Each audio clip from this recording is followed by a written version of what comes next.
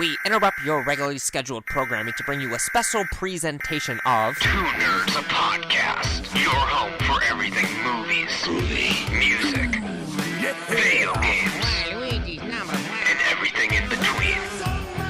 With your hosts, Bunny the Bruiser, and Dynamite Jared Latching. How's it going, everyone? Welcome back to another episode of Two Nerds, a podcast. We are two nerds. This is a podcast. I am Bunny the Bruiser. And I am Dynamite Jared.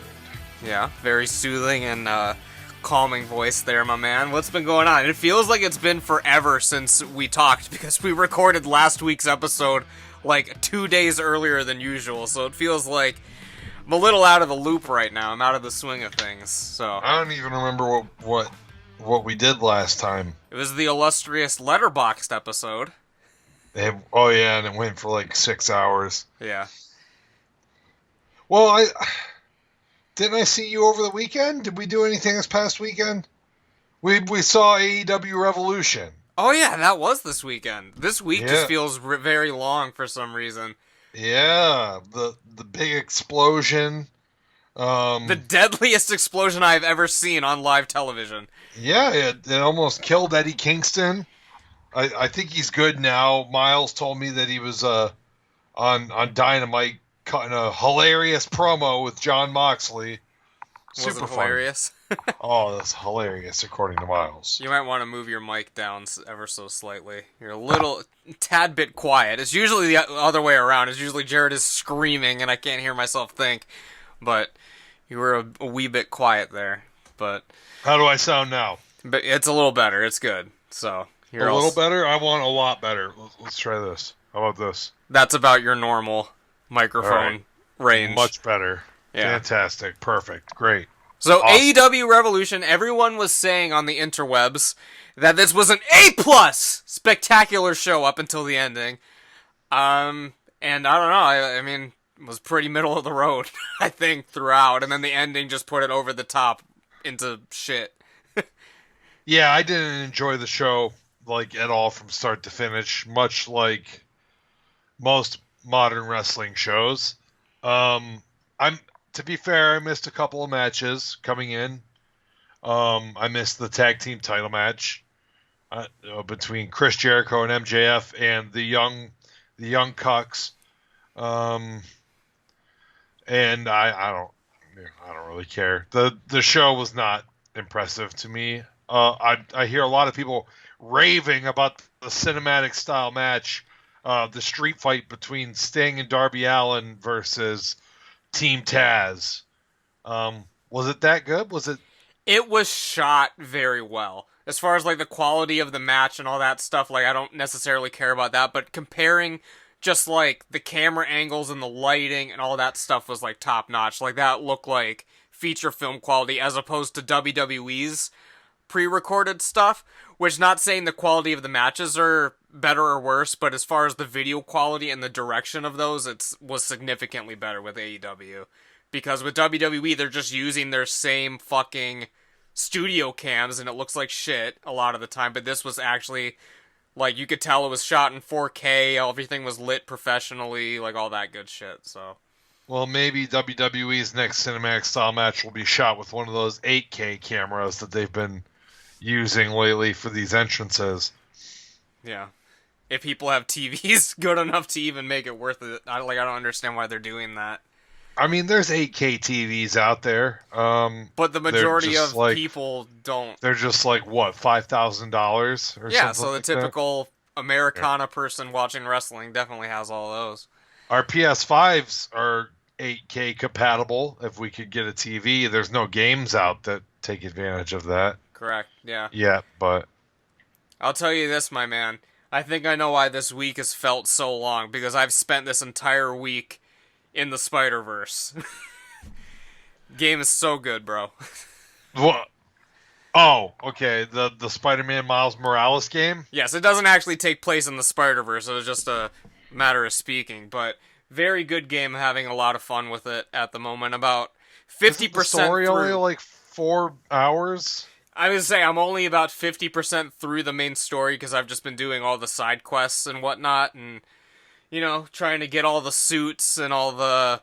There's like time capsules you go and do that, like Miles Morales hit around the town in like his childhood and stuff, and so just been kind of exploring the world and all that. So, but so far so good. It reminds me a lot, and I haven't played a lot of the Spider-Man games. The last ones I played were like on GameCube, but it reminds me a lot of. I think it was like Spider-Man 2 was like the really good one.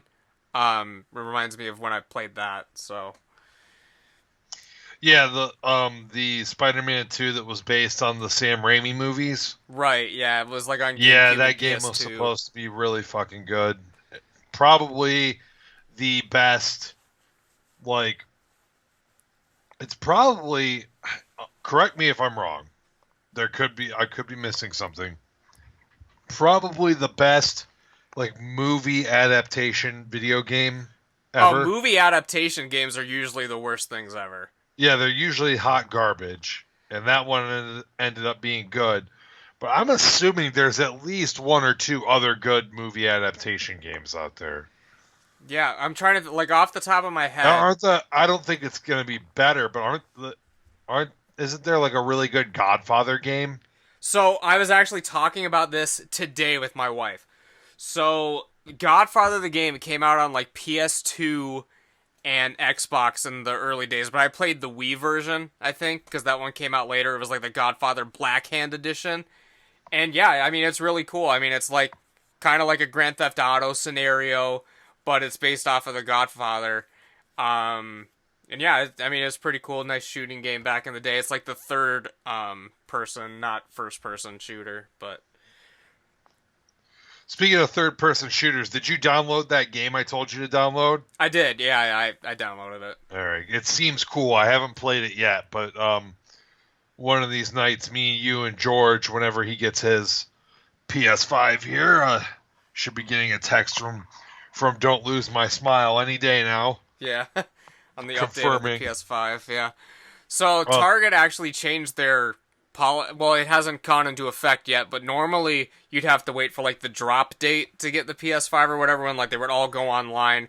But I guess starting, like, next month, like, as soon as a store gets one, you should be able to place the order online and just get it. Like, you shouldn't have to fucking wait and have it sit there forever. And that'll apply to your big pallet of PS5s that you've just had chilling in the back? Yeah, well, right now it's all gone because there was just a drop the other day, but we had like 16 or something or whatever when I texted you guys this week that we got. But so we've been getting them here and there. It's just impossible to get them because the website sucks when you try to get it. Unlike the PS5 Direct, which was a lot better to get it. So this is a huge help to the listener that we have. I have my PS5, you have your PS5, and I've procured one for my brother, and so I'm no longer concerned with PS5 drops. Yes. Everyone's accounted for. Miles needs to get one at some point. He's never going to get one. Yeah, I know. I don't even know if my brother's trying to get one or not. I haven't really talked to him about it. It'll be like the last year of the console cycle. And it'll be like it's about time to get one of these things. Yeah. Me and you are already in the PS6 planning stages at that point. Yeah, drawing up our schematics and on how we're going to get this damn thing. Yeah, well, hopefully by the time that comes around, it's a lot easier to get one, and they learn from their mistakes. I mean, who knows? It's never easier. It's always like that. This is the worst it's ever been, like, based on my memory, but it's always bad. From like what the holiday season. From what I've heard is that they produced about the same amount of consoles they did when the PS4 came out. It was just the demand was like so much higher and they didn't account for that. But apparently they made about the same as they did last time, but it was just fucked. And then you add the fucking pandemic and everything's online and all that. It's even like fucking worse. Yeah, I'm not optimistic about the launch of the PS6. I said earlier on the podcast, on an earlier episode when the PS5 came out and we were trying to get ours and it was just not working out, that, it just always seems that it's like this. Little did I know that it was going to go on for this long, that it was, far after Christmas, it's still a fucking issue to get one. But around the holiday launch time that all these things usually come out, it's a joke. Yeah. I remember the Wii. You remember when the Wii came out and it was like the hottest fucking thing ever? Right, you and, couldn't like, get it forever. Like, Yeah. luckily we got ours right away. But I remember, like, even, like, the following Christmas and stuff, like, you couldn't... Like, it seemed like every Christmas, they were just gone. Like, for several Yeah, years. it would happen every holiday season. Wii's would just start selling out again. Yeah, it was, like, the highest selling Nintendo console of all time, I think. It might still Yeah, be. it was a hot item. I mean, Wii Sports, man, one of the greatest games ever One of the all-time greats, yeah. Gotta play that bowling with Grandma, you know. It's awesome. I love Wii bowling. Yeah, Wii Bowling was cool. I wasn't very good at the boxing, but some There of were the other ones some were good. games on there that were just garbage. Like, I can't. I've taken them out of memory. Wii Bowling was the best, like hands down the best. That was amazing. And then I feel like there was golf and tennis. Wii Wii Baseball Oh, was Wii Baseball sucked. it was okay. You just had that one guy, the one character in Wii Sports that fucking dominates, and he catches all your hits. I can't Bob recall. is that his name? Could be. I don't know. I can't recall. But yeah, I literally would just play the bowling. Like, that was the best one by far. Bowling, boxing should have been a lot better than it was. It wasn't very good. And yeah, I don't remember much about the golf. Tennis was okay, I guess. Yeah. And that was the only Wii Sports I ever played. I know they came out with another one after, like Wii Sports Resort. It was like hang gliding and surfing and stuff, but I never And played like that one. archery, right? Yeah, I think archery was in that one, yeah.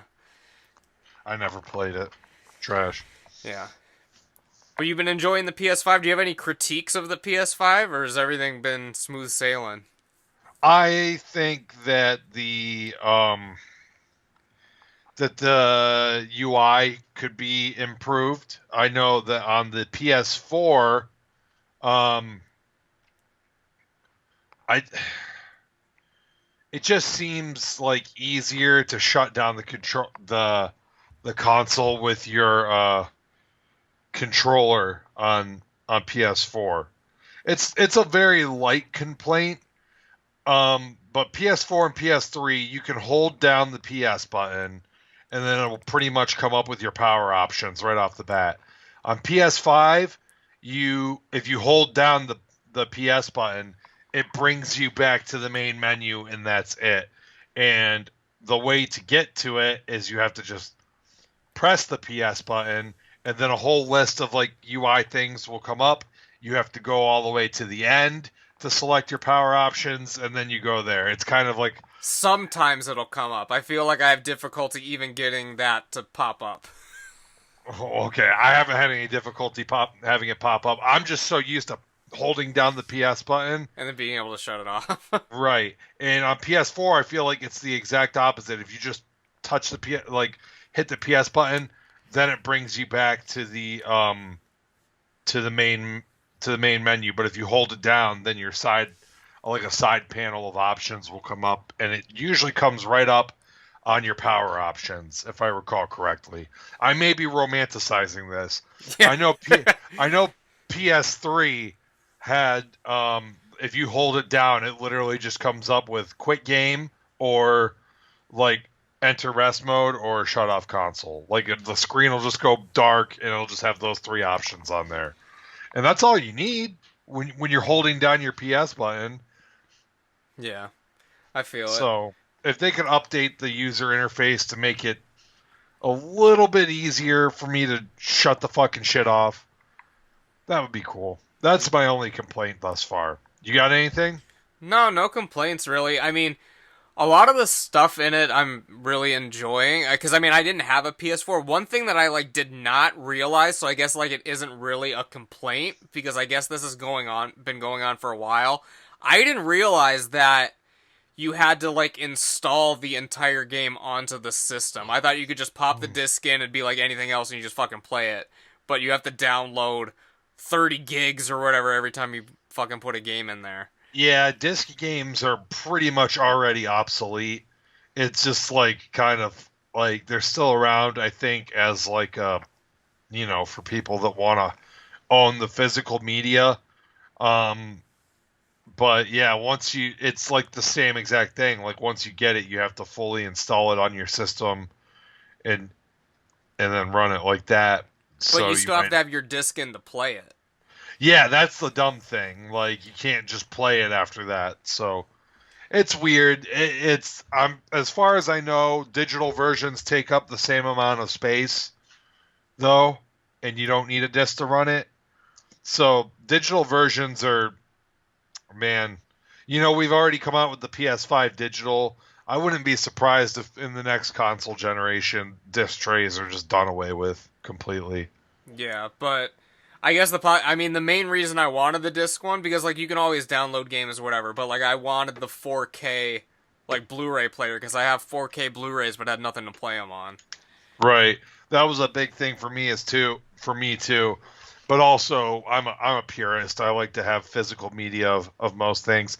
I don't have any PS5 games yet, though, physically. Yeah. Yeah, the only one I have is the Spider-Man one. Because, like, I wanted to play Final Fantasy VII, but then they announced that update, and I was like, well, fuck, I may as well just wait until June so it can have the update. And then, I don't know, like, I downloaded Last of Us and, like, all those games, but I noticed my catalog was very dark and brooding, and I was like, I want something a little more, like, lighthearted to fucking play, so I was like, alright, I'll pick up fucking Spider-Man, and I've been having a great time, so. And it came with the, I got, like, the deluxe launch edition that has the old Spider-Man 2, the one that was on PS4, like, the Game of the Year edition one, so I have both games. I heard that game was great, yeah. So yeah, when I'm done with Miles Morales, just jump right into the previous game. So so I downloaded Final Fantasy VII for free for the PlayStation Network, but I haven't started it, and I'm probably just going to delete it because it's not going to update to a PS5 version. It's because I got it for free, so that update is only for people that have actually bought the whole game. Oh, okay. So now I don't regret buying the physical copy, right. And then they released, it's going to be free anyway. All right, yeah, cool. So you lucked out on that. I'm going to wait until the update comes out, because when the update comes out, they're actually releasing a PS5 release of it. Yeah. So on physical media. I can't remember what it's called. Jesus, let me look this up. Because I know it's also like another stage or something. Like there's another like storyline that's involved with it too. There's going to be like a Yuffie DLC. Yeah. All right. Okay. Final Fantasy VII Remake Intergrade is going to be the PS5 release. So it's basically going to be you're like going to upgrade to pretty much that version of the game, but they're also releasing like it on PS5 as Final Fantasy VII Remake Intergrade, and that's probably the one that I'm going to buy. Right, and then to add on the additional thing, I think it's like $20 to upgrade from the PS4 version. I hope to God they drop this fucking remake nonsense. This Final Fantasy VII Remake is literally the title of the game. And that's the stupidest fucking thing I've ever heard in my life. I hate it. I hate saying that. Well, what's everyone going to call it anyway? They're going to call it the Final Fantasy VII Remake. So, I mean, what's the point? What would you want them to call it? Final Fantasy VII Reborn? I want you to call it what you call every other fucking remake, which is the title of the fucking game. No remakes ever have... Well, I mean, some probably do. But they don't have subtitles. When Pet Sematary got a remake, it wasn't fucking Pet Sematary Remake. It was just fucking Pet Sematary, and people saw it, and they understood this is the remake of Pet Sematary.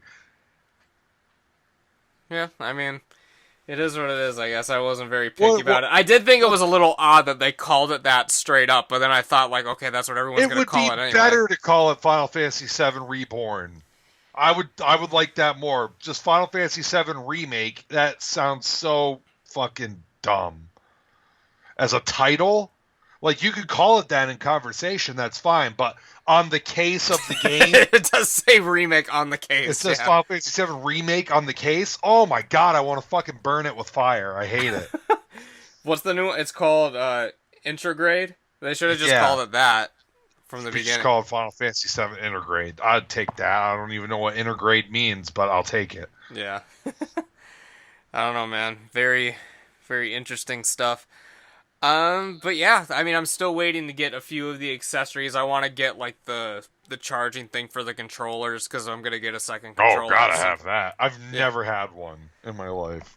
Yeah. I don't know, I just hate fucking cords running all around, and my TV's too far away. Like, the cord doesn't even reach to have it plugged in, so... I don't know. Yeah,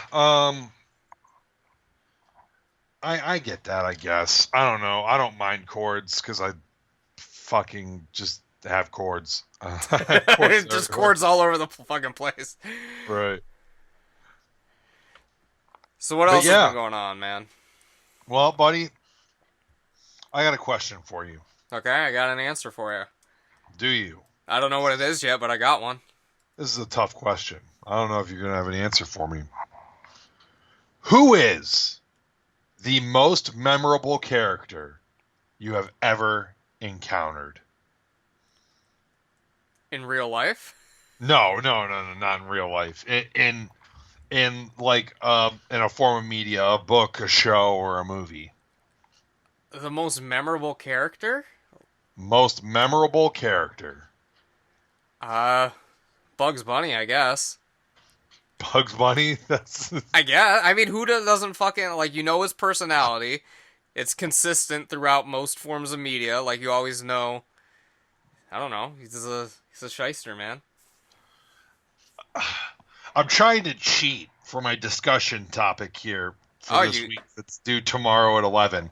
This is literally the format of the discussion.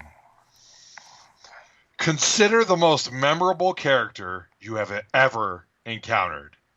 This character may be from a book, show, or movie. Use at least 3 vocabulary words from Chapter 7 to answer the following questions. Who is the most memorable character? Make sure to include the character's name and title.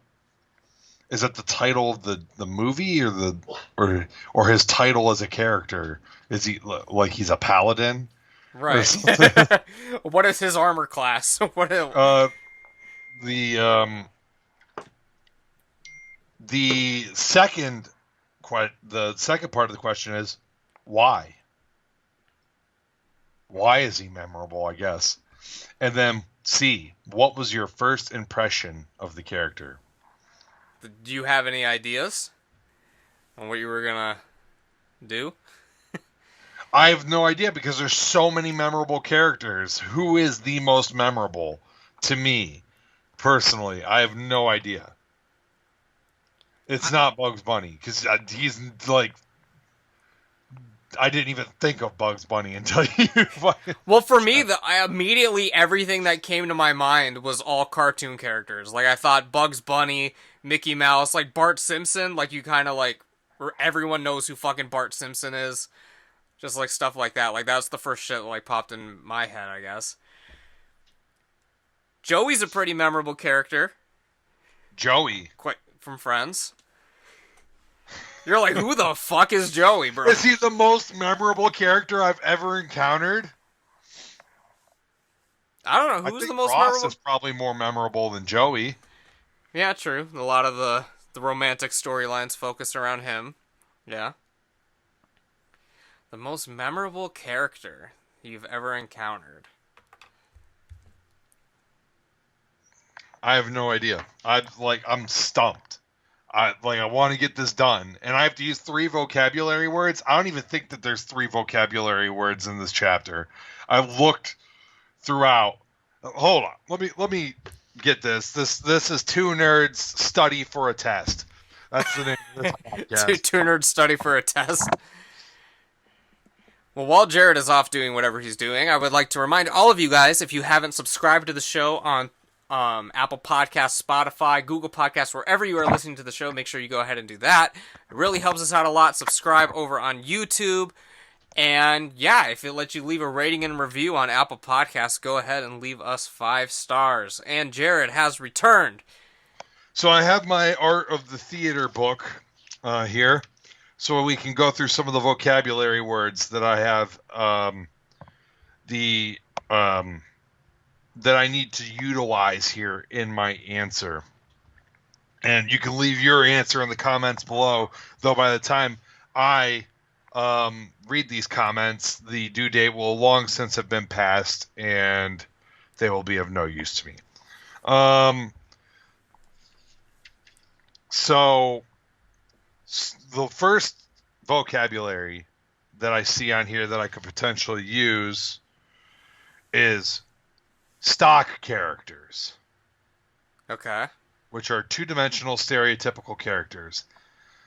I can't use that unless I shoehorn it in there like he is memorable because he is not, or he or she is not a stock character. Yeah, it's very unique and three-dimensional and not a stereotype, yeah.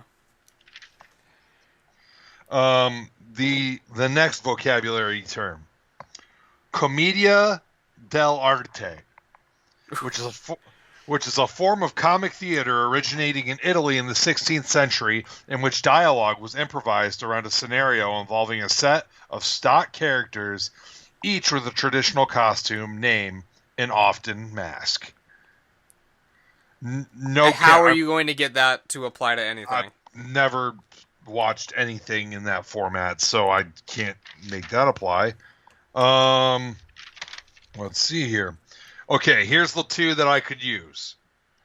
Protagonist, which I don't need to define. Yes, I would hope that you don't need to define that for me.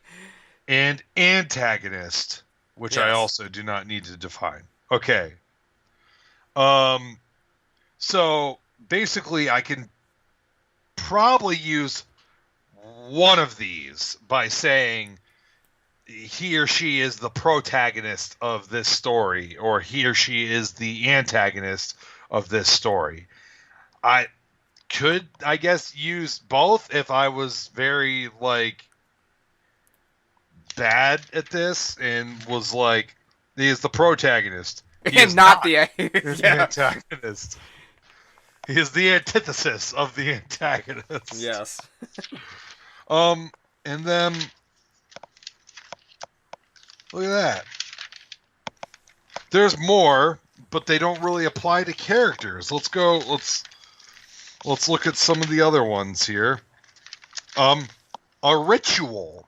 A ritual is a ceremonial event, often religious, that takes place in a prescribed sequence.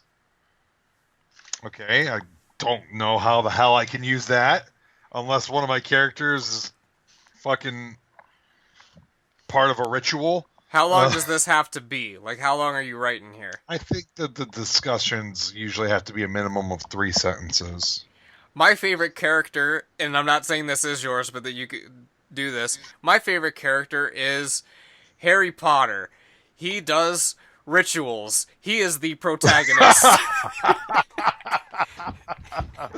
He is not in Comedia Del Arte. Yes. Another one is subplot. I guess I could mention some of the subplots involving the character, but if I'm going to use protagonist, usually the protagonist plots are not the subplots, because the subplots would It's revolve usually around the main other plot. characters. Unless you're talking about the antagonist. You could talk about the Joker. He is the antagonist, and his subplot is this, this, and this, or whatever. Well-made plays. That's a vocab word. A vocabulary term, I guess. I'm just basing this because vocabulary terms have not been like well defined in this course. We've never had to do this before in our discussions. Right. And these are the ones that are in bold and then defined on like the side of the page. So I'm assuming these are the vocab terms. A well-made play is a type of popular play in the 19th century and early 20th century that combines apparent plausibility of incident and surface realism with a tightly constructed, highly causal, and contrived plot. See, Batman was never involved in any of that stuff. You can't use Batman if you're using that for I vocab consider word. Batman as my most memorable character. He is a fucking man that dresses up as a bat and punches people. That's very memorable. Yeah. Deus Ex Machina. I'm assuming you know what that means because you have a master's degree and you studied a lot of film courses. Climax. Everybody knows what that is. In both the pornographic and the pornographic and thematic and sense. story, in the structure sense. And then exposition. Those are the vocab terms. I think you can pull this off. You just got to narrow it down to whatever character you want. That's the question, because there's so many memorable characters out there, man. And we talked about Spider-Man for the first part of this episode. Spider-Man's pretty memorable. And Jared has disappeared into the void yet again. I don't know what he's doing now. He just sort of took off. There he is. What's he doing? I turned my light on. Oh, it's hard because when we're doing the green screen thing, the slightest movement and you just disappear into the void. I thought that I could trust you to just keep this thing going while I got up. You were talking about Spider-Man. I was like, okay, he's going to list off like a couple more characters, and I have time to get up and turn my light on. Well, who are you thinking about, man? Who are some? Just gave up. I can't use Spider-Man because I use Spider-Man as an extraordinary character in my homework assignment. Yeah, so they'll think that you're being lazy if you do it again. Yeah, I can't double tap Spider-Man on this one.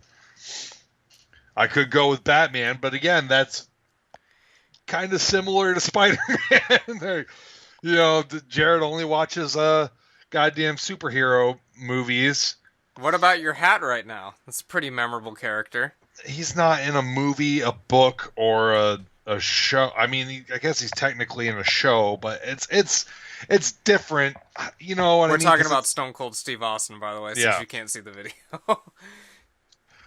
I mean, what's Stone Cold Steve Austin's exposition? And he would be good because I could talk about how he has been both protagonist and antagonist. So it would work. At the beginning of WrestleMania 17, he was the protagonist. By the end, he was the antagonist. He shook hands with the devil. But what's his exposition? What was the climax of Stone Cold Steve Austin's story? The climax is he was beating the fuck out of Rock with a chair. That's the climax of WrestleMania 17. The climax of his character was his match at 19 when he retired. That was his climax. He laid down, did the favors, the 1, 2, 3, and then that was it. One more ride. I forgot about that. Yeah, man. I don't know. I have no idea what I'm going to do for this. Goku? Goku's a memorable character. There's the thing, I think you're overthinking it. I think you just need to pick one. I mean, fuck. Who's the most memorable character of all time? I mean, you got fucking Rocky. Adolf Hitler. Yeah, he's quite the character. Yeah, there's Rocky. I was going to say maybe the T-1000, or not T-1000, T-800.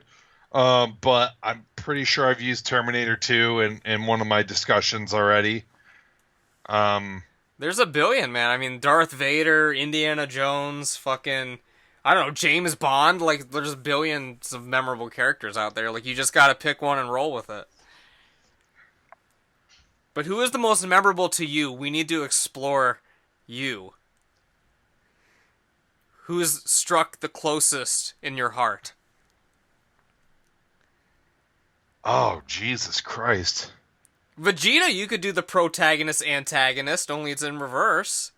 I could use Vegeta and bring him in. He began the story as the, when he enters the story, he is the primary antagonist but he never becomes the protagonist. What? Yeah, you'd be able to fit in the side story kind of stuff, the subplots with him.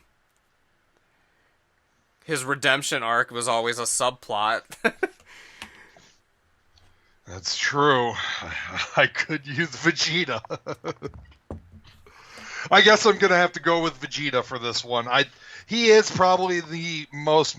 You know what? He probably is. You've done it, buddy. You've done it because Vegeta probably is the most memorable character I have ever encountered. Because I still, to this day, remember where I was at, what I was doing the first time I ever saw Vegeta. That's good, man. See, it's because we're such great friends, man. I knew what really spoke to you. Yeah, so there it is. Comes in as the primary antagonist. By the end of the story, he is like, I could literally say he's the secondary protagonist by the end of the story.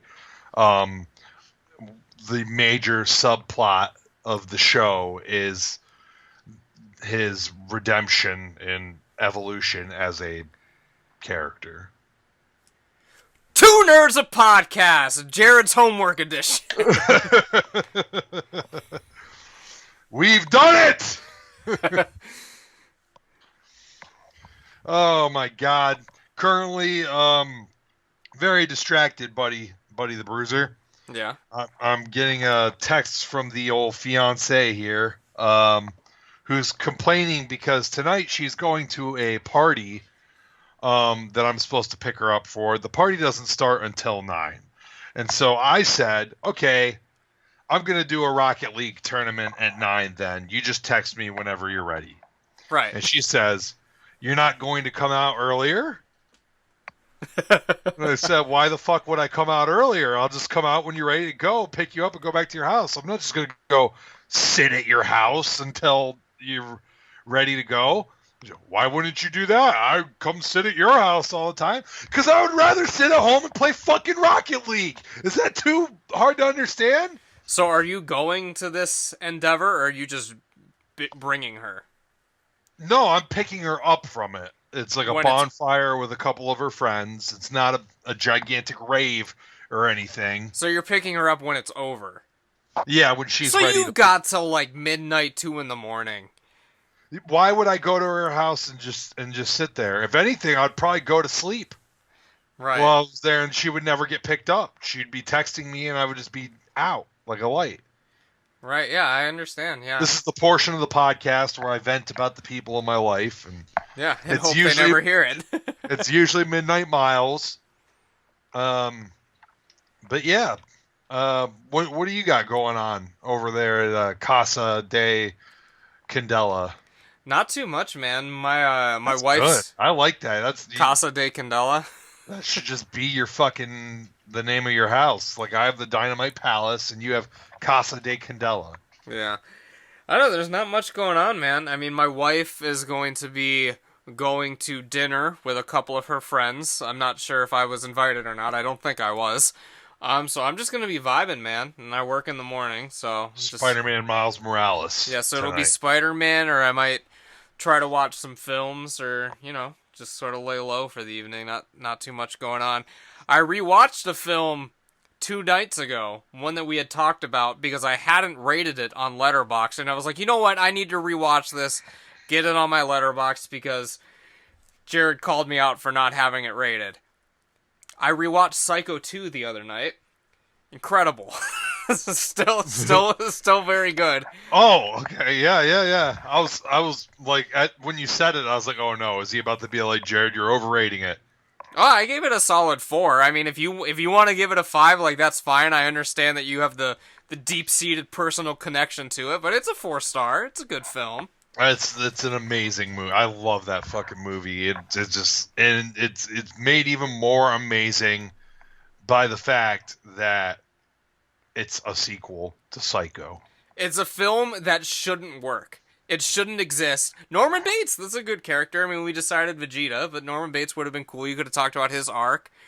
But yeah, in Psycho, it was a lot cringier than I remember it. Like, with the the knife stuff when he like fucking grabs it and it's like pulling. I was like, ugh, Jesus Christ, brother. But solid stuff, man. Jared is distracted. He's texting his illustrious fiance about trying to get some Rocket League hours in. I don't understand what the issue is with that. You're not even going to be there, so why the fuck do you care where I'm about to be? Just tell her, or you just be like, all right, I'm at your house, but then just still be playing Rocket League, and then say, as soon as she's ready to be picked up, though, just bolt. So then it'll be like, oh yeah, I didn't see my phone for a second.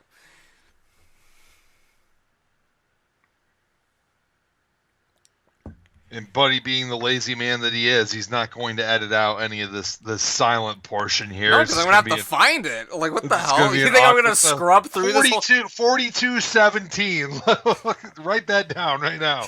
We're going to chop this bitch out of here. So, yeah, lately I've been kind of been on like a manga kick lately. I've been buying some books. Just bought the Hellsing Deluxe Edition Volume 1. It's a beast. Those are slick. It looks like a goddamn looks and feels like a Bible. If you guys if the listener out there is ever Jesus, I mean, it's cutting out because we're on green screen right now. It's it's so big and heavy and good. This is awesome. I've also bought the hardcover for Uzumaki, the Junji Ito horror masterpiece that everyone talks about. I've been wanting to read it for a long time. Have you read it? I haven't read it, no. But you know of it. I'm aware, yes. I'm aware of its reputation, I would say. It's very highly regarded. Yeah, I'm going to I just bought this new bookshelf earlier in the year, or early, in the middle of last year, during the summer, and I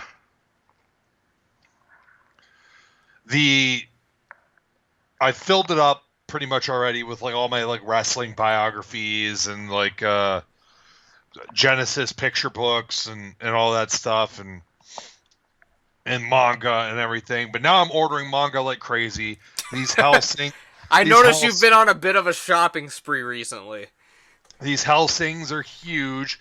I even considered like starting to buy Berserk deluxe editions because those are the same exact thing except black. Those are so sexy. They're so fucking nice. You should buy those because you need to read Berserk. I know. I like recommend it to you, and I understand it's like a fucking goddamn like, oh boy, Jared's recommending anime, whatever. You know what I mean? Like, I'm not fucking around. That shit fucking rules.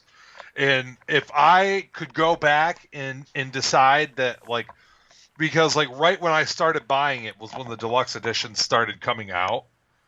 If I could go back and be like, yeah, Jared, because I never saw one in person. I was like, oh, it's hardcover and it just has that symbol on the front. I think that I'm gonna go with the originals that have like the artwork on the front and everything. And then I saw one in person, like when I went to like Barnes and Noble or whatever. They're huge, and then like a lot of the times, like if you go to a Barnes and Noble or whatever, they're still wrapped in the plastic, so you can't look at it. But my library, before the library shut down, had them. And I just flipped through the first one, and I was, like, crying my eyes out. I was like, Jesus Christ. Yeah, they're huge. And, like, the hardcover is just, like, a super high quality. It just feels like a quality fucking book. Yeah. When you're holding it in your hand. And, like, now I'm looking at my little dinky fucking Berserk graphic novels. And, like, I'm full of regret. Yeah. I like the artwork on the covers, but, man, those deluxe editions are sexy. I've even considered just buying all the deluxe editions as well as having the originals. But I think I'm going to finish out my collection of originals first before I decide whether or not I'm going to go in on these deluxe editions. There's other things that that I could buy. Have you seen the Akira Manga Box Set? I've seen like images of them. I've never seen them in real life. Like I saw that they exist. Yeah, I've never seen it in real life either. I've only seen it on Amazon for like $250. Yeah, exactly. That thing is fucking sexy, and I'm pretty sure all the books in that are also hardcover. Yeah. So that Helsing one is just that. That's like your boy likes that. Yeah. Luigi like you that. I asked Mazer Laser for she's probably not going to get it for me. It would cost like fucking $200-$300. But I said, for my birthday or for Christmas, what I want is all of the Vizbig Rurouni Kenshin like manga collection. And it's been said, I'm sure she probably won't even remember it. And I was dying at your tweet the other day. Oh, it's just like one day I'm going to die and my wife will have never watched my favorite anime. Because we were talking and like it was just breaking my heart because she's sitting there, she's sending me all these anime reels on Instagram, right? And it like got her in the fucking weeb mood. She was like, right. I want to watch anime. Like she's like, I'm about to start watching an anime, blah blah blah. And I said, okay, that's awesome. Watch Rurouni Kenshin. And she was like, I think I'm going to watch Promised Neverland Season 2. And I was like, no. You're like, why would you do that when Kenshin's right there? Watch Rurouni Kenshin. That's my favorite anime of all time. I promise it's good. You have some caveats. As someone who loves Rurouni Kenshin more than any other anime of all time, you were one to say, okay, yeah, the first season sucks. No, I've never said that. I love the first season. I understand, and when I explained it to you, I understand that, like, it can be, like, a slog to get into, especially from someone, like, if someone's recommending this to you, and they're like, yeah, dude, like... You gotta give them a heads up. This is my favorite thing. Like, you gotta let them know that, like, okay, but it really doesn't start picking up until the second season. Which is true, because the first season has, like, a couple of high points, but a lot of filler, and then, just, like, it doesn't really have, like, a consistent story going throughout, other than, like, the main overarching, like, Kenshin's a wanderer, he's been staying here with Karu, and that's like the overarching story of it. And the best part of season 1 is probably my favorite part of the entire like Kenshin like story manga my favorite part's Samurai X. But right. My favorite part of the TV series is probably the fucking Jine Udo like 2-episode story arc. Right, the one that I thought was going to be the main villain, and it was going to keep going. I was like, all right, can't wait to see more of this guy, and he's gone. Yeah, so, I mean, and then the first season also has the Oniwaban group. I like that stuff. It's like, I think you undersold the first season for me, because I thought it was good stuff. Like, yeah, there's a lot of shitty filler, but that doesn't happen until after the Obi-Wan, like with the the filler in the first season. Honestly, that I don't know if you even attempted to watch any of the third season. No, because you told me you were like after Shishio, like just don't even bother. Like, yeah, just fucking bounce out. That's what I mean. Like you're very critical of your favorite thing because you're like, this sucks. Season 3 sucks. All this sucks. Okay, but listen, they ruined it. Like the manga is like goddamn like masterwork, my favorite fucking manga of all time. It definitely shits all over the anime because it completes the story. You know what I mean? They're like, I understand. They wanted to get like some fillers in so they could put some space between them and the manga. They gotta get some fillers in there. Back in the 90s, man, because I don't think Rurouni Kenshin actually released as a seasonal anime. It was released as seasons in the West, like in the DVD sets. Right, season 1, but there it was just continuous. Like Dragon Ball. Dragon Ball went in like one straight shot. I think they took breaks like Well, they took breaks like, to make the films. Make the movies. Like twice a year they would take breaks to make the movies. I don't even think that took that long because really the movies were only like, what, 55 minutes? Right, yeah, normally less than an hour. Yeah, so... but for the most part, Dragon Ball was not a seasonal anime. It went from Dragon Ball to Dragon Ball Z to Dragon Ball GT all in like one straight shot.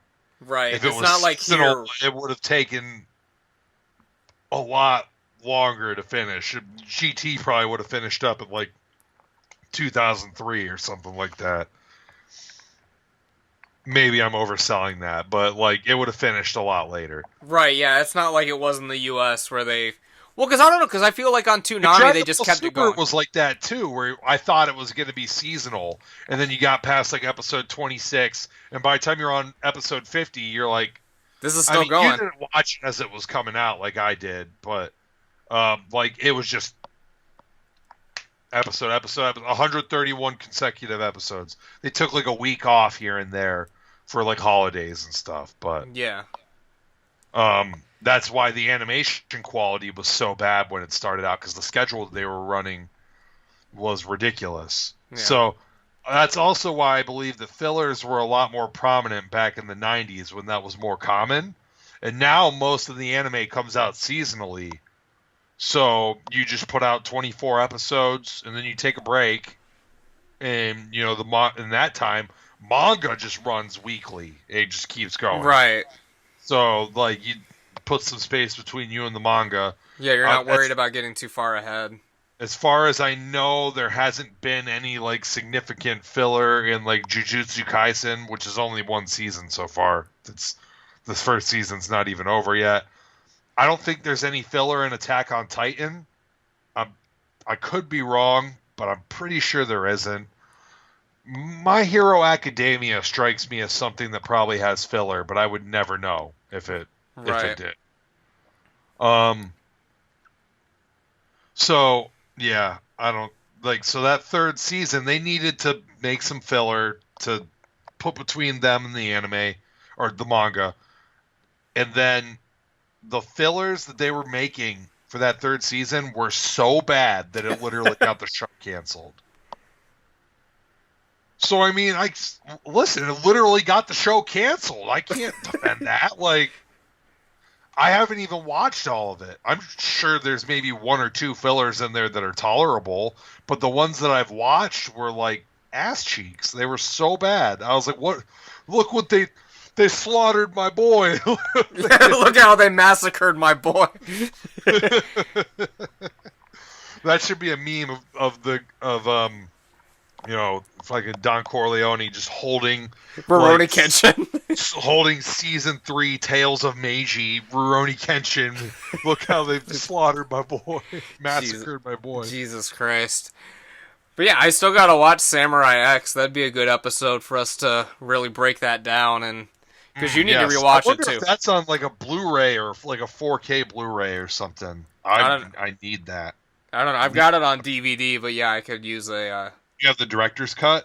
Oh yeah, I got the director's cut, and I think I have all the Kenshin stuff. Like I have that, and I have Reflections, and I have... Do you have the movie? Not the live action film, but the... I don't have any of the live action films. I have the Trust and Betrayal, and the Reflection, and then I think I even have the Trust and Betrayal not director's cut. I think I have the regular one too. God, where are you getting all these? I don't know. I got them when I was watching it, so it's been like 3 years or whatever. I mean, I got them on eBay or whatever, but... Alright, yeah, this is, the only Blu-ray for Trust and Betrayal is Japanese only, it seems. Well, it says Aniplex. But there's all kinds of... Well, one, it's $90 fucking. So, so nice try. Let me take a look here. It says studio, all in question marks. Is this the studio? Yeah,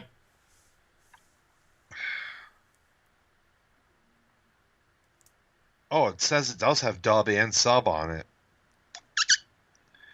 Maybe I'm going to have to ask for this for my birthday, the Samurai X Blu-ray. I love Samurai X. Goddamn. So fucking good. So fucking good. Yeah, That might be something to watch Mania weekend. I While you're can't here. because Maisie will be with me and she can't watch it until she's watched Rurouni Kenshin. You I got a point. refuse. You've got I a won't point. let her watch it.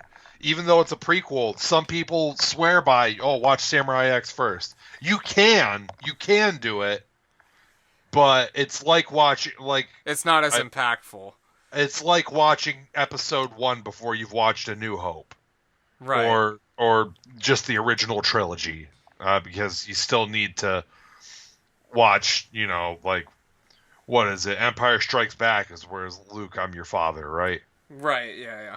Yeah, so you got to get all those so you can get the full context of who Anakin Skywalker is, so that when you see him as a child, that you understand what becomes of him. You get the references, and it makes it more interesting to see him that way. That's the nature of a prequel. That's why prequels Right, should it's a be watched prequel. after you watch the main thing. And there are things in Samurai X where it's like references to Rurouni Kenshin, which that you would probably forget if you just watched Samurai X and then went into the show. There's a lot of things that are references to the Kyoto arc. Like, goddamn, Shishio makes a cameo appearance in there. You would never fucking know who he was. Right, it wouldn't. Yeah, it wouldn't be completely fucking he's like completely fucking dark. Like, you never see his face or anything. All they say is that there's a new assassin. There's a new boy in town. Right. You know what I mean? And it's like, oh, I've watched the show. I know who that is. They're talking about Shishio right there. Yeah. So, yeah, you just, it wouldn't be like Maisie would watch it, and then we would get to the fucking Kyoto arc fucking 17 years from now. When and she was like, hey, I remember in that one film. Oh, that's that guy from the end of Samurai X that just kind of pops up for 2 seconds and doesn't say or do anything. Right. Like, yes, I can't believe you remember that, honey. Good memory. Yeah. But yeah, man, we definitely got to look at it. And I mean, in the next couple weeks, we'll have some interesting shows coming out. I mean, we'll have our Godzilla review. I can't believe Godzilla is about to come out in a couple weeks. I'm taking vacation, I guess, after it actually comes out. But the day that I will definitely be available to go see it will be on the 31st, because my vacation starts on the 30th. So, did you ever, what's going on with Godzilla? What's the official release date? I think it is the 31st. Okay, so what, they change it again? I guess. I don't know, because everything I'm seeing now says the 31st. Because it used to say the 25th or whatever, but I guess it's the 31st. So. All right, that works perfectly for me. My vacation starts on the 30th. I'll be out and ready to watch Godzilla on the 31st. Godzilla versus King Kong. Let's not forget about the boy that's about to get his ass kicked. Yeah. Let's not forget about the guy who is going to go under. He's probably gonna win, honestly. It depends on, because I guess he has that ancient weapon or whatever. So it depends on how overpowered they make that shit. He has an ancient weapon? Yeah, I'm not aware of this. Is this the thing that he fucking captures the fucking atomic breath with?